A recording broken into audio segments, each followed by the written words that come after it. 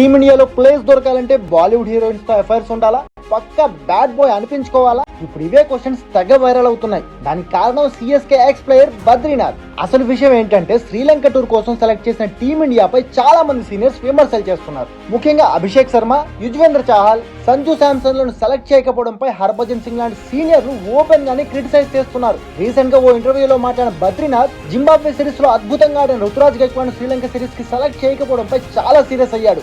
గైక్వాడ్ ని సెలెక్ట్ చేయకపోవడం నిజంగా షాకింగ్ విషయం. బహుశా ప్లేయర్లకు టాలెంట్ ఉన్నా కూడా టీమ్ లో ప్లేస్ ఉండాలంటే మాత్రం బ్యాడ్ బాయ్ ఇమేజ్ కంపల్సరీ అనుకుంటా. బాలీవుడ్ హీరోయిన్లతో అఫైర్ కూడా పెట్టుకోవాలేమో, ఇంకా ఊళ్ళంతా టాటూలు వేయించుకోవాలేమో, లేదా సూపర్ మీడియా మేనేజర్ ను హైర్ చేసుకోవాలేమో. ఇవన్నీ చేయకపోతే ఎంత బాగా ఆడినా కూడా ప్లేయర్లు టీమిండియాకి సెలెక్ట్ అవ్వడం కష్టం లాగే ఉంది అంటూ బీసీసీఐ అండ్ టీమిండియా సెలక్షన్ కమిటీకి ఓ రేంజ్ లో క్లాస్ పీకాడు బద్రీనాథ్. ప్రస్తుతం ఈ కామెంట్స్ సోషల్ మీడియాలో వైరల్ అవుతున్నాయి. మరి బద్రీనాథ్ కామెంట్స్ పై మీ ఒపీనియన్ ఏంటి? కామెంట్ చేసి చెప్పండి.